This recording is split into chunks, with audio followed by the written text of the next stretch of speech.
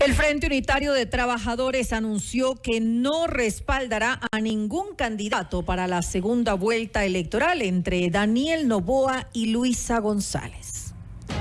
Vamos más allá de la noticia. Notimundo Estelar en FM Mundo con María del Carmen Álvarez.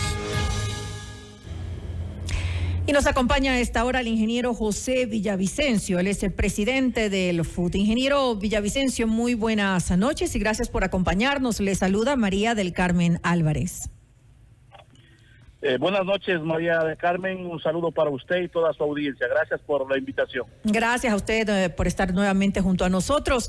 ¿Qué significa este comunicado que ha sido emitido por el FUT? Y no pregunto por el significado, pues evidente de no apoyar a ninguno de los dos candidatos para la próxima elección, para la segunda vuelta electoral, sino lo que implicaría para un país que definitivamente tiene problemas tan complejos y que requiere de alguna manera que tanto actores políticos como sociales lleguen algún día a acuerdos que lo saquen adelante. ¿Por qué esta decisión, José?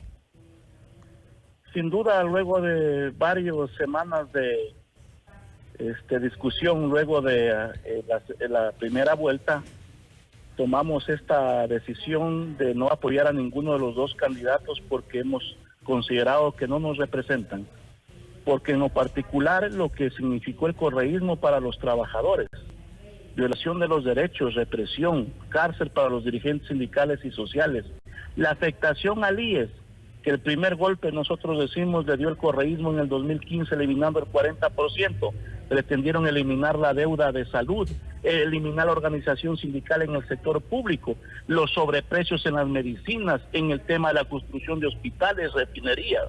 Y entonces, obviamente, al vivir eso, porque no nos están contando, lo vivimos los trabajadores, lo vivió el pueblo ecuatoriano, es de que no apoyemos a esa candidata.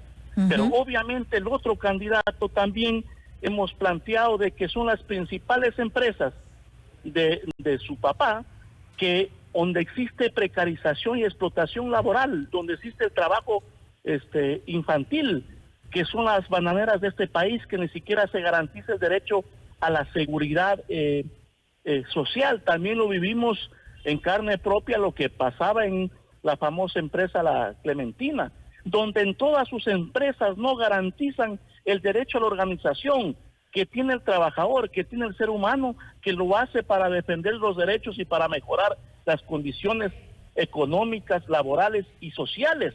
Y más aún cuando en el plan de gobierno habla de las precarizaciones, de las privatizaciones, y en la misma línea del gobierno que se va a incrementar los años y los aportes para los trabajadores en el tema del seguro social. Entonces, obviamente, en esa independencia que tenemos las organizaciones y tomando en cuenta que el voto nulo también es un derecho, es una postura, y considerando que no nos representan, hemos tomado esa decisión. Esa es su propuesta entonces, promover el voto nulo. Pero, ¿qué ganan con esto en realidad? Porque finalmente uno de los dos candidatos va a ser presidente de la República. María del Carmen, esa postura la tomamos en el 2021. Y creo que no nos equivocamos, la historia nos dio la razón. Dijimos en su momento, ni la corrupción a través del señor Arauz, ni el banquero a través del señor Lasso. Sí, ganó el señor Lasso porque puede ser que eso suceda hoy también. Pero nos dio la potestad de tomar esa decisión de que con la frente en alto reclamar de que resuelvan los problemas. Y no lo han resuelto. Lamentablemente esa deuda social que existe en el país se ha incrementado con este gobierno. Esa deuda a resolver el problema de salud, de educación, de generación de empleo, y hoy la principal necesidad de los ecuatorianos, que es el tema de combatir la inseguridad. Y entonces obviamente esa postura fue correcta, y esa decisión que estamos tomando hoy también nos va a dar esa potestad de seguir exigiendo que resuelvan los problemas, tanto el Ejecutivo como el Legislativo. Ojalá el Legislativo entienda que hay un sinnúmero de proyectos en la Asamblea que ya no tienen que ir a inventar el agua tibia. y que se pongan a discutir, a debatir en base a las necesidades. Y entonces esa postura nos da la potestad de seguir exigiendo que resuelvan los problemas del país. Ahora, ¿no están dispuestos a conversar tal vez con alguno de los dos candidatos para de alguna manera buscar acuerdos mínimos, o tal vez cuando ya sea electo el nuevo presidente para el siguiente periodo, conversar con cualquiera de los dos que llegue a ser presidente de la República para buscar soluciones? Seguro que sí. Luego de las elecciones de la segunda vuelta, el Frente Unitario siempre ha planteado discutir, debatir, entregar propuestas. Lo hemos hecho en el tema del Código del Trabajo, el tema de la Ley de Seguridad Social y otros aspectos más. Pero obviamente luego que de la segunda vuelta estamos predispuestos a discutir, a debatir y a presentar propuestas para resolver el tema del empleo, el tema de las necesidades que requiere que sean resueltas el pueblo ecuatoriano. Por el momento, primero, no ha habido ningún acercamiento. Segundo, la decisión del FUD es de no hacerlo antes de la segunda vuelta, porque hemos tomado obviamente esa decisión que ya es pública de no apoyar a ninguno de los dos candidatos, y lo hemos hecho obviamente tomando y considerando esa independencia de clase que tenemos los trabajadores y las organizaciones aglutinadas en el Frente Unitario. Ahora, al hablar de que sí están dispuestos o siempre han estado dispuestos a presentar propuestas, a dialogar, a debatir, también están dispuestos de alguna manera a estar abiertos a ceder en algunas de sus exigencias, ¿o no? ¿O eso no es ni siquiera una posibilidad? Porque obviamente para poder debatir, para poder llegar a acuerdos, hay que ceder de lado y lado. María del Carmen, un ejemplo de eso es de que luego de haber tomado la postura de no apoyar a ninguno en el 2021, nos reunimos con el presidente Lasso. Obviamente fue una reunión larga y si cabe el término, confrontativa. Pero luego de eso se constituyeron dos mesas de trabajo, una laboral y otra del Seguro Social. Sin embargo, fue el gobierno quien se levantó de esas mesas. Nosotros hemos dado la predisposición de sentarnos a debatir, a discutir y ceder obviamente las cosas en favor del país, pero cuando nos plantean volver al trabajo por horas, a la precarización, obviamente no podemos aceptar. Pero más allá de eso, nos sentamos, y fue el gobierno que de manera unilateral, sin dar explicaciones, María del Carmen, hasta el momento, el presidente Lasso se levantó de la mesa de lo laboral y de la seguridad social, lo cambiaron al delegado del tema del Seguro Social, obviamente que se estaba denunciando los actos de corrupción. Presentamos juntos 198 denuncias en el tema de los actos de corrupción del IES, se estaba transparentando la deuda en el tema de salud, en el tema del 40% del seguro de desempleo y otros aspectos. Y cuando vieron eso no les gustaron. Todo eso quedó en nada entonces. Quedó en nada. Entonces, un ejemplo que el FUD, sus organizaciones siempre hemos estado predispuestos a discutir, a debatir y a ceder cosas pensando en el país, pero han sido los gobernantes, obviamente, los que se han levantado de esas mesas y no han cumplido los acuerdos. ¿Cuáles son las mayores expectativas que tiene entonces el FUD al momento, los puntos principales? Frente a lo que está pasando, son pocas creo que las perspectivas. Mire, hay un gobierno que se va y nos presenta un decreto ley donde buscan seguir afectando el seguro social. Lo hicieron los tres últimos gobiernos y quiere hacerlo. Y entonces ojalá el que llegue entienda que hay una deuda social que atender, que se refleje en educación, salud, empleo y seguridad, y se centre en eso. Igualmente la Asamblea, que entienda que su principal rol es legislar y fiscalizar. Si bien es cierto, se ha hablado que el tiempo es corto, pero si hay voluntad de atender sobre todo las necesidades del país, sí se puede hacer. Por lo menos se pueden sentar las bases en el próximo gobierno. Exactamente. Yo creo que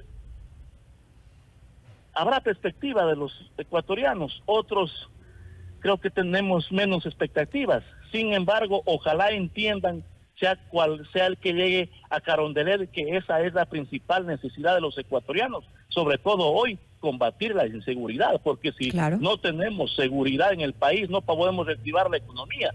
Si no tenemos ni siquiera seguridad jurídica, mire lo que está pasando en el Consejo de la Judicatura, y ojalá la Corte Constitucional, que es la única, si cabe el término, institución que nos queda en estos momentos, actúe frente al Consejo de Participación Ciudadana, frente al Consejo de la Judicatura y a los mismos decretos de ley que para nosotros consideramos siguen atentando derechos a los trabajadores jubilados y pensionistas y al pueblo ecuatoriano, porque se plantea reducir también el presupuesto en educación y en salud. Así que creo que hay pocas perspectivas, pero la predisposición de seguir luchando y de seguir entregando propuestas en favor de los ecuatorianos. Ahora, también hay que tomar en cuenta la situación económica que atraviesa el país. Cuando usted habla de una deuda social, por supuesto, y todos sabemos que hay una deuda social, y no de este gobierno, sino de varios gobiernos que no se han comprometido con algo tan importante para el país. Sin embargo, en estos momentos, o para el próximo gobierno, va a ser muy complejo, tomando en cuenta la situación en la que va a tomar la economía del país.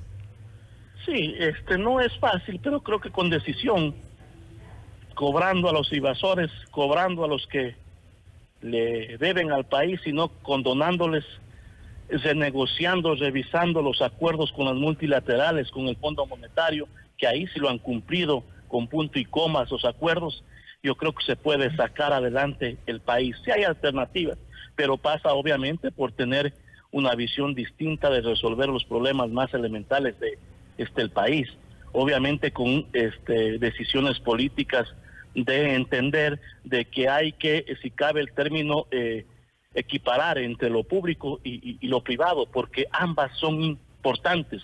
No solo pensar que lo privado va a resolver el problema, no, ni tampoco pensar que lo público, y entonces si equilibra las cosas, se pueden resolver, pero eso pasará obviamente por decisiones. Creo que eso espera el país. Ahora, para poder reactivar la economía, bueno, es necesario hacer muchas cosas, pero justamente el tema de un país inestable, un país que no da confianza, que no brinda seguridad jurídica, que la verdad resulta hasta poco atractivo para los inversionistas, porque el día de mañana estamos nuevamente con marchas, manifestaciones del FUT, por ejemplo.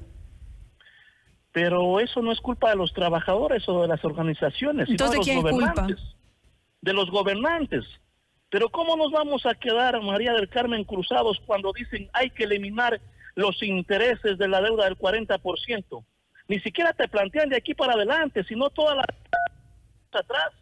Cuando por otro lado nos dicen hay que crear o hemos creado una comisión porque el 40% no alcanza para resolver las pensiones jubilares y si no se toma medidas ya no habrá plata para los jubilados en 2 años. Sí, de acuerdo. Y por otro lado hay que eliminar los intereses, o sea, hasta nos mienten, hasta nos engañan, entonces no es culpa de los trabajadores. Sí, el tema del seguro social, estoy completamente de acuerdo con usted, José, eso es innegable, definitivamente eso hay que solucionarlo de alguna forma, pero también el impedir que se tomen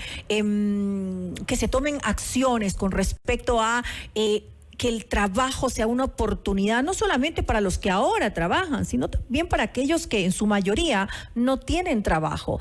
Tal vez a veces la posición del FUT es en favor, por supuesto, de los trabajadores, pero ¿qué pasa con aquellos que no trabajan si no hay las oportunidades necesarias? Porque tenemos un código laboral de hace muchos años, 50, 40 años.